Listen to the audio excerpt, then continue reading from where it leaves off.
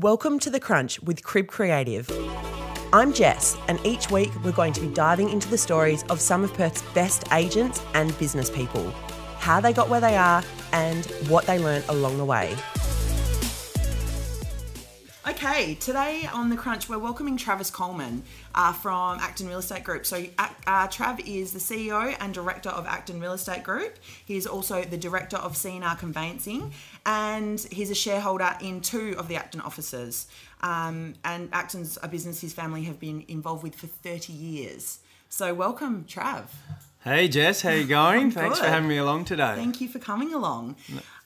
So to kick things off, I would like to just get a really brief background of how you got to where you are today. Okay, sure. Well, first of all, thanks for having me along. Always happy to help out. I think the headlock didn't hurt trying to drag me in here as well. But I promised you a beer, but that could come later. Look, my background is obviously a long family history in the real estate industry and also the Acton Real Estate Group. For me specifically, I finished a degree in commerce and at the same time got a job as a property valuer. So went through being the photo boy at a valuation company all the way up to actually owning that valuation company, and we ended up becoming part of a national group, and then fortuitously had the opportunity to jump ship and come over to the Acton Real Estate Group, which I obviously lived with passively for over 30 years now, and also in the family, that is, and then been actively involved for a number of years now as well. So yeah, that's my background in the property industry. So your dad's obviously been involved with Acton for a very, very long time. Yeah. What was that decision like to come across and work with family? How was that process? Oh, there was a lot of baiting and, trying to drag me across for a number of years. So he was trying to get you across for a long time? No, look, it was one of those things. I, like every kid in WA, I was playing lots of sport and surfing and playing footy. Unfortunately, ability got in the way of ambition, and neither of those careers panned out the way I would have liked. But going through university, trying to find a path, and the property valuation at the time took significant interest to me, particularly the property law side of things, where he actually helped me get my first job as well. He said this will give you a really good grounding. So I went for an interview there and was lucky enough to get a job back in the early days. And then probably got to a stage of my career where I had achieved a bit at a young age and was looking for that next stage, that next leap, that next opportunity, that next challenge that was coming forward. And clearly that was not where I was. That was always in the Acton Real Estate Group. And coming across and having a look at the way that operates and being part of a big machine is something I've always wanted, and probably found that it was always going to happen at some stage. Mm-hmm. It was inevitable. Yeah. And that's been a huge part of my life, so it made perfect sense to make that move. Yeah, absolutely. How have you found working with family since you made the move? How long has it been since you moved across? 7-8 years. Okay. Yeah. So, well, it's an interesting one because not many people know my dad pretty well. He's an intensely private man. We did try to get him to join you here today. Yeah, and what did I say? I said, good luck. No, I struggle to get him into meetings. But we're actually quite close in age, which he loves, and he takes great delight in reminding me every time someone says to him, there's no way you can have a son that age, or that can't be your dad, he looks too young to be your dad. That's his ultimate delight. But there's certainly no challenges. There are more opportunities there. Mm-hmm. So honestly, I can't think of anyone better to learn from a mentor side of things. And constantly we're talking to each other, all day, every day, about the challenges that we face and the opportunities in front of us. So I certainly don't see it as a negative. In fact, it's quite the opposite. Okay. It really helps. And having grown up with it, seeing his rise through the group as well, has been a huge plus for me. Do you think going into the property valuation, it was inevitable? You were always going to join your family? Yeah. And that was just a different kind of making your own mark, It's funny, but going back when I think I was about 18 or 19, the first question they said was, well, yeah, we could give you a job, but you're probably going to go and work with your dad pretty soon, aren't you? Yeah, right. And at that stage you go, oh, no. But, of course, it was inevitable for me to make that move. Yeah. So when we kicked off and I I think I named 3 or 4 different roles that you currently hold. How do you balance all of those different jobs? Look, I've always been someone who's wanted to take on new challenges and find better ways and better improvements. And a lot of those come down to personal relationships, and the personal relationships you have not only with your team, which is immensely important, I can't stress that enough, but also the challenges that you face outside of the day-to-day work. Coming over to real estate, it was always a really important role for me to put some runs on the board, so to speak, get out in the field and create some sales, some opportunities, which I thoroughly enjoy. And it's been a big part of that career change and that role moving forward. My role as CEO is to be 100% dedicated to the Acton Real Estate Group and their people. We're nearing on 500 people under the Acton Group umbrella now. And 500? Yes. Wow. Yeah, so it's a huge achievement, and we're actually on the cusp of entering our 50th year. So wow. I know, and they're little things that perhaps not everyone knows in the marketplace. Yeah. We're a fairly private company, but we certainly are very serious about the people who work in the company, and obviously it's one of those cliches, you know, you don't take yourself very seriously, but we take the work very seriously. And creating those personal relationships with with the group and the people in the group. I mean, we just got back from ARIC. There was, you know, a huge amount of Acton people over there, all just constantly learning, growing, improving. I think that's such an a crucial part of any business. And I was just thrilled to see some people over there. They've already set up meetings to implement new processes and procedures that they've learnt just in the last 2 days. So that's excellent. So the challenges around role definition, it's obviously, you know, time poor. Most people, you would say they are time poor. I don't think I'm time poor. I just, it's the choices you make along the way to make sure you've got enough time to dedicate to each role. Yeah. Love it. It's an opportunity. Love taking phone calls from Acton people and finding ways that we can improve. Yeah. In terms of the runs on the board you mentioned when you came across to real estate, it was important for you to do that. Yep. Is that, is that an ongoing challenge, like dealing with agents, or was that a really big expectation when you came across? Was that you have, I suppose most directors of real estate agencies have been real estate agents in the past. So was that a conscious thing that you talked about with your dad? It actually came quite naturally, to be honest, because, you know, you don't spend 13 years in, nearly 20 years in an industry now without making some fairly good contacts. Yeah. And sales is a great part of the role, and it's obviously the key part of our role of what we do, plus with property management and creating sustainable businesses. But the sales side of things is excellent. I love it because you know, getting involved with the clients, and my thought process on that is to always be actively involved in the market, so you know what the market conditions are. I look around our industry and there can be other leaders of groups who perhaps aren't involved in the day-to-day selling or day-to-day property management, and I think they can lose touch very quickly with current market conditions or vendor expectations or marketing opportunities or what's actually going on out there. So I just find that just an essential part of the role, to always be aware of what's going on. On that, and on, you mentioned you just came back from ARIC and got really inspired, and I'm assuming ran into lots of different agents there. Yes. How much attention do you pay to your competition? Especially as a group, I guess. It's very different talking to an agent who's keeping their farm area in mind, whereas as opposed to you're looking at the different brands in the market and seeing what they're doing. Absolutely. Look, we pay a lot of attention to our competition, of course, but we are primarily focused on what we're doing and finding better avenues of how we improve our internal people and businesses. But look, you'd be silly if you weren't looking sideways at what the competition is doing, because you've got to be humble enough to realise that you probably don't have all the answers, but you need to be able to equip yourself with people who can assist you to find better answers. So we look at the market, we look at agent activity, where people are going, where they've been, why they may have chosen to leave, why they may be choosing to move forward. We're constantly contacted by people and competitors for opportunities to perhaps come across, whether it's the right time or the wrong time. But we keep a fairly close eye on what's going on, certainly in the West Australian marketplace. Yeah.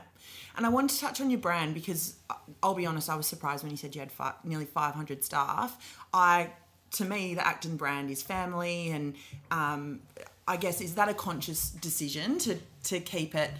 You said you kind of hold it tight to your chest. How do you think of your brand, I guess, is my question. Sure. Well, I look at it at the Acton brand as a company that's been around for nearly 50 years. Mm-hmm. And there's a couple of simple reasons for that. You know, companies don't last 50 years if they're doing things wrong, or sure, we make mistakes, everyone makes mistakes, but there's obviously an history there of quality and trust. Mm-hmm. And I think that's something we don't take lightly in the marketplace, because trust is such an important part, and brand trust is something that we've been intimately involved with. And look, the Acton Group started very small in the more affluent areas of Western Australia, and offices in Dalkeith, Cottesloe, Subiaco, and then Floreat, and moving outwards from there. It's evolved into, and obviously this is through Dad's work in becoming, he owns the company, we own the company, but we hold the company close to our heart because it's something that we're continually working on. Mm-hmm. We're not a public company that likes to shout and scream from the rooftops and how good we are, because mm-hmm. it's not really about us. If we look after our clients and our people, the results look after themselves. Mm-hmm. So if you're constantly putting customer first, then you don't have to worry about your results, because they will speak for themselves. Yeah. Is your dad still heavily involved? Every decision that absolutely. You said you were on the phone to him all the time. So. Yeah. No, we just left a big meeting there. Look, and that's the ability. I'm more of an operational based person on the day-to-day operations of the company. Looking back over the history of the company, most of the marketing and the strategy all comes from him. Yeah. Very creative in that sense. Yeah. Very private, but also very creative. And looking at all our initiatives that we've had, they've all, and the marketing and the website and the magazines that we've had, and the images and the imagery of the brand has come from him. Yeah. I jump in a little bit nerdy sometimes and deal with all the spreadsheets and the data, and making sure our systems and processes are up to date. Mm-hmm. Tell me about some of the challenges you face running a business, or running, several businesses. What are some of the main challenges that you kind of face on a day-to-day, I guess? Personally? Yeah. Yeah, sure. Look, it's assigning enough time to each and every task. Mm-hmm. I'm a fairly decisive person, so that's why anyone in a role who's looking after any business, it could be the corner deli, it could be a big company. Your job is about making lots of decisions, mm-hmm. Right or wrong, and living with the consequences of those decisions. You hope to make informed decisions and be surrounded by, a team that is well educated, well versed on the brand strategy and market implementation of such strategies coming out. So making sure you've got enough time to address each and every issue. I think a lot of people can get caught up with answering every single email that comes in immediately, mm-hmm. which we do, but we have assigned times where we address things. Yeah. And I'm very fortunate to work within a team structure with Dad that allows us to have regular catch-ups, regular assessment of where we're at and where we're going. Mm-hmm. So, little things like every event that we do, and we're pretty well known for our events, there's constant appraisals and assessments of how that event went, what we can do better next time, and the learnings from such, which is just immensely important. Yeah. Tell me about your toughest time in business. A time when you might have even failed or got something really wrong. Yeah, sure. Let's talk about that. Let's talk about when you were wrong, Trav. I think that's the humility that comes with the role. I like to have create a personal rapport with people. I think mm-hmm. that's a strength. So making sure I know as many people as I can. Specific examples of failing is probably, and it's something that we talk about to all our agents is, I know when you're selling properties or when you're managing properties, it's quite often that person's most valuable asset, and you will be involved with them at the most emotional times of their life. And if you ever take that for granted or not think about the consequences of your discussions with someone, it can really come back and bite you. So just making sure you're truthful and honest at all times and say what you said you were going to do is really, really important. But a really tough time for me was, coming through and making that decision to come across. It was post GFC in the valuation industry. It was very, very tough market, and I wasn't surrounding myself with the best people in that particular company, and it made it very easy for me to, and again, fortunately, to make that decision to come across. And it's interesting, I just unfortunately turned 40, which is horrible, but you go through life, and people of my generations tend to be a little conservative and risk adverse, as opposed to perhaps the baby boomer generation, where they would jump in and start a business, and that was a fear for me, and I was thinking, oh God, I can't do that. But then it's amazing, like anything, you get through the other side and you quickly realise how easy it was, and it wasn't as bad as you thought it was going to be. So whilst at the time it's a tough time, coming out the other end is always blue sky. Yeah, that's it. And you always feel better for it. Yeah. And the experience is something you learn from. Yeah. You mentioned that you were kind of surrounded by people that maybe were making life a little tough, or that weren't the best people in your role previous to this.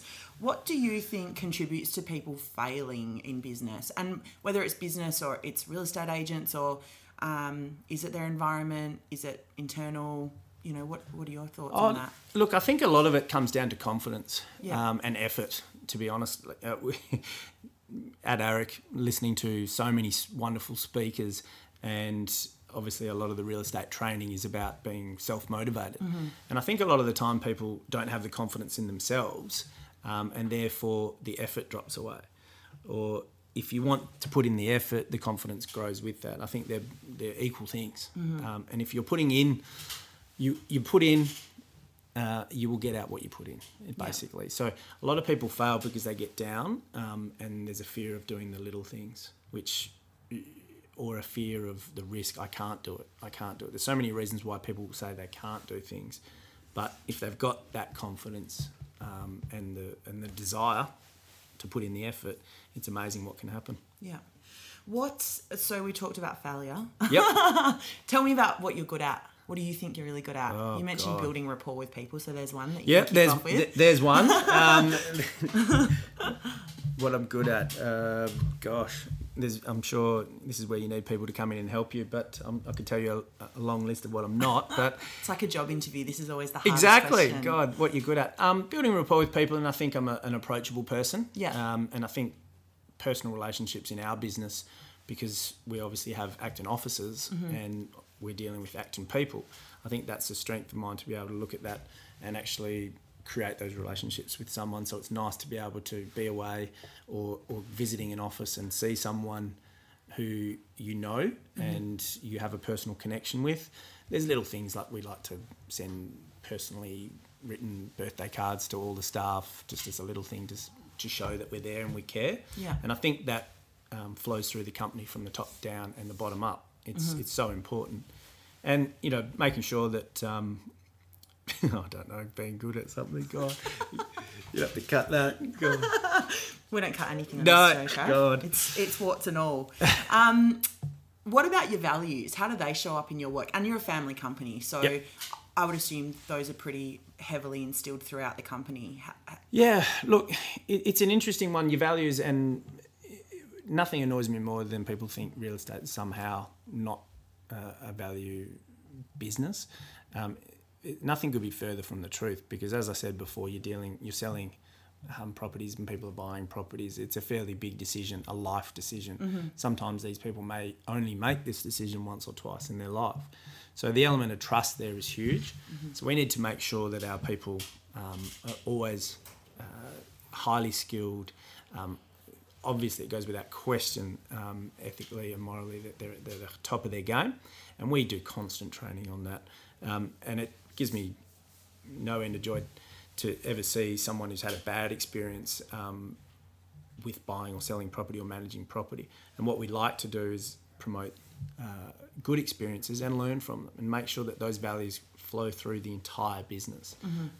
And it's pretty simple, Jess. You sort of treat people the way you'd like to be treated, and think, okay, if I was in this situation, how would I like to be treated by my agent, by my property manager, by my principal, by my boss, by my co-worker. It's just such an important part of the role. Is that something you guys really look at when you're recruiting? Yeah. Recruitment is a really hard thing, because who you recruit will define your culture. Yeah. And so many people put in so much time and effort making sure that the culture in their business is strong. And we've got some fantastic businesses in our group, and you just walk into those offices, they're just such a connected team, and they're all striving for the common goal, which is just so important. We just love it from the corporate team, popping out and making sure we're mixing with everyone. And the Acton events that we have, and lots of charity events, which I am in the fortunate position of being able to deal with these types of charities, and just seeing the joy that you can, hopefully provide on a dark day for some of these types of things is really important. What's your obviously the minimum wage, kind of the awards coming in, or if it's not come in, it has come in. Yes. How in a sales, when you're recruiting, sales numbers are obviously important, especially when you do have that award in place. How much weight do you give that if you're recruiting a rookie, say?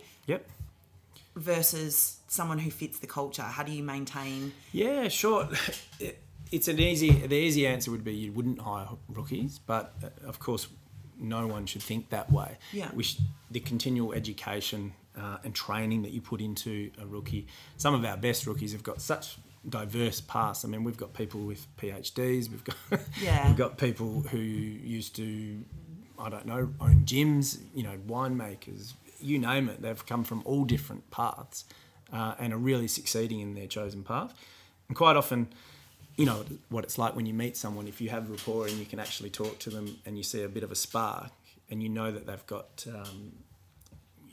confidence about themselves, and you can see a real desire, you'd be silly not to give them a go.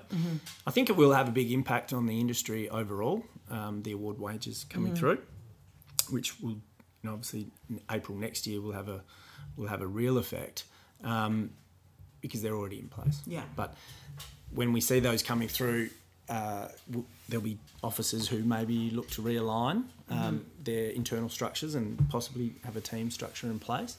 But it is such an important part, and I would hate for any business owner to say no to a rookie because they were afraid of what they would be missing out on. And they should be looking at what they could gain from employing a rookie. Trav, tell me this. If you went in real estate, what would you be doing? Well, if I wasn't in real estate, I'd probably be, given my age, I'd probably just be finishing up an international surf career. No, that didn't go to plan. But the next Mick Fanning. But I think if I wasn't in property, I think I'd probably be working, trying to establish myself over in the southwest of France or something like that would be a nice spot, or running a surf school in Indonesia sounds like a pretty good role. No, I think it would be some sort of role where you'd be in a team environment and working together, whatever products you're doing, whatever you're selling, or whatever you're working on and what you're doing, connecting people and helping people and being part of a team is something I find really cool. And nothing gives you more joy than seeing something that you may have been a big part of or being a little part of, and seeing that team succeed, or revisiting something you did 12 months ago and go, oh my God, look at this now. It's been such a positive experience for all involved. That's something that I find really good. Awesome. How do you balance everything that you do with, you've just had a new baby, is that correct? Yes, our newest baby. Congratulations. Thank you very much. Is that number 2? That is number 2, and we've got quite a gap between the two as well. So I've got a daughter, Della, and she's nearly 9, and little Meadow is just 6 months. So you're getting used to the sleepless nights all over again. No, she's pretty good, this one, actually, so a lot better than the first, so we're quite fortunate. But look, that was an absolute blessing, to be honest. We call her Little Miracle Meadow. Because we had some challenges having a second child, and I guess that's a life lesson as well, being told no, that's not going to happen, and then to defy those. And that's just been such a wonderful experience, and no doubt all credit goes to my beautiful wife Hermione, who allows me to have the role I have and work in the position I do, because we have such a cool, supportive home life. And that's something that you learn along the way as well, and that's through constant communication and making sure we've each got the support that we need.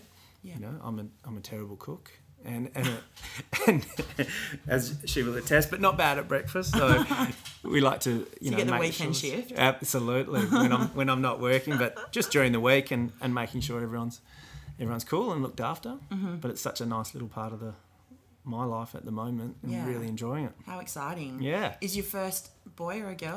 She's a girl. Okay, so 2 girls. So big sister. So I heard somewhere that athletes have girls, so I'm claiming that and sticking to that. No, not at all. But no, 2 girls. Awesome. So if you could give a message to yourself 10 years ago, what would you say? Oh, okay. That's so long ago now, Jess. Thanks for that. No, if you had to give a message to yourself 10 years ago, I'd probably say to myself, look, don't sweat the small stuff. I think it's a life experience. You sort of, at a young age, if someone didn't like you or agree with you, you'd kind of take it quite personally. Yeah. And I've learnt, look, not everyone's going to like you or agree with you, and don't take it to heart. And those life experiences have helped as well. Mm-hmm. And that's also sweating the small stuff. If something bad happens, it's going to be okay, and to stay calm and work your way through it. So I think that comes with a level of maturity and experience, basically. Yeah. So, and if it was 10 years ago, I would have said, make a move as quickly as possible. Yeah. Take challenges on really quickly. Is that something that you kind of live by today? Is in your role, you are constantly coming up against people who maybe think otherwise to you, think differently to you, and it is really about backing yourself and not sweating if someone disagrees with you. Is that something? No, and quite often I'm really fortunate to work in an environment where new ideas and initiatives are embraced. Mm-hmm. So in that situation, we've got to be able to listen to everyone, and nothing gives us greater joy. I mean, there's certain committees and divisions that we have within Acton that allow new marketing initiatives to come through. Mm-hmm. And as I said earlier in the conversation, no one professes to know everything about the industry, and we should be just so embracing of new technology, new methods, new ways of doing things. For example, the way the marketing world works now, and businesses like yourself who have changed from a small photography business to being an industry leader in the digital marketing space. We want to align ourselves with similar like-minded companies. Mm-hmm. And the only way you do that is by having a big network, which was I was mentioning how many people are there and how many offices. It's fantastic to have those people referring people through for us to go and meet and hopefully bring into the group that everyone can enjoy the benefits from. Yeah. What would you say to people who are working their way up, not even in the real estate industry, but who, want to get to the position that you're in where you're leading businesses and you're setting the tone for huge groups of people and creating culture and doing all of those things? What's some advice you would give to... Sure. Obviously, take some risks, back yourself in, and stay true to yourself, of course.